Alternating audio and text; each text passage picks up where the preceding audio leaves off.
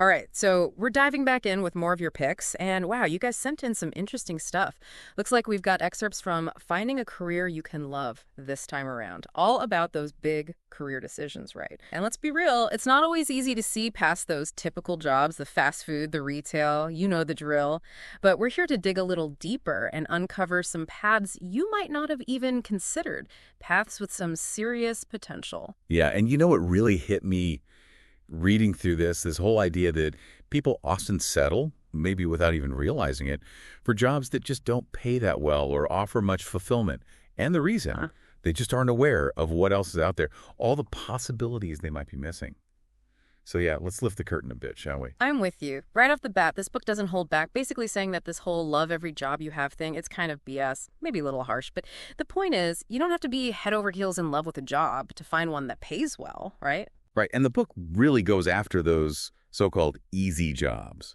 You know, the ones that are easy to get but don't really offer much in the long run. You're stuck in a rut, barely scraping by, kind of like spinning your wheels. Especially for our listeners who are all about the full picture, not just the surface level.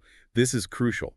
There are ways to break free and aim higher. It's like this analysis paralysis, right? You get stuck in that familiar loop, those low-paying jobs, and never even bother to look up and see what else might be possible. Absolutely, and that's where the book gets super interesting. It jumps right into this whole idea of skilled trades.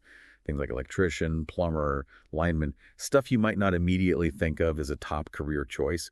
But hear me out. The book hammers home the point that these are solid, real-world careers that pay well and don't need a degree.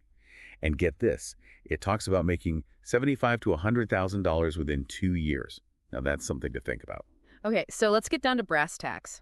How do you actually get into these fields? The book mentions apprenticeships a lot. Break that down for us. What does that even look like? So an apprenticeship, it's like a job but with built-in training. You're learning a trade, a specific skill, while working alongside experienced people and getting paid for it.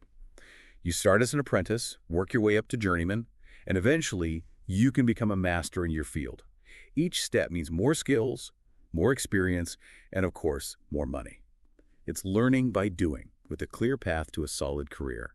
And here's what blew my mind. It's not just your typical trades anymore, right? The book mentions apprenticeships in fields I never would have guessed. Right, and this is key. Apprenticeships are evolving, branching out. The book talks about programs in software development, the stuff that powers all our apps and websites. Then there's cybersecurity analysis, keeping our digital world safe. Cloud engineering, which is huge now, managing data on those remote servers. And get this, even fields like becoming a CPA, a certified public accountant, or even working in investment banking. It's not just your grandpa's apprenticeship anymore. And then they throw in this whole section about jobs you've never thought of. I mean, we're talking drone pilot, urban planner, even a sommelier. That's a wine expert, by the way. Then there's 3D printing technician, park ranger, freight broker. Those are the folks who connect shippers with transportation, court reporter, even sports officials, refs, and umps. The list goes on and on. And what's really interesting is the book's take on this. They suggest these jobs are often in high demand precisely because people just don't know about them. They're kind of hidden gems, career paths that fly under the radar.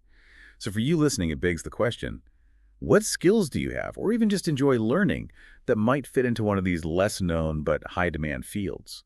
Okay, so big picture. What's the main message you hope our listeners take away from this deep dive into finding a career you can love? Well, the key takeaway is there's a whole world of well-paying jobs out there that don't always demand that traditional 4-year college degree.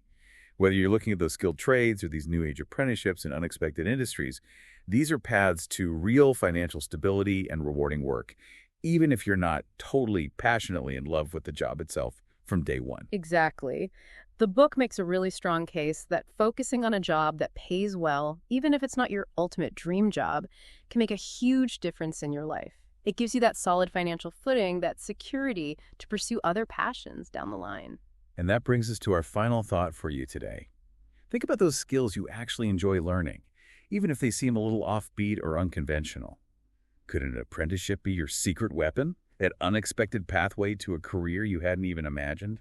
Maybe it's time to do some exploring. Check out those online resources for apprenticeships in your area. Who knows? You might just stumble upon a hidden gem, a career that's surprising, rewarding, and perfectly suited to you. Definitely worth a look. Thanks for taking this deep dive with us. And until next time, keep those minds open and those possibilities endless.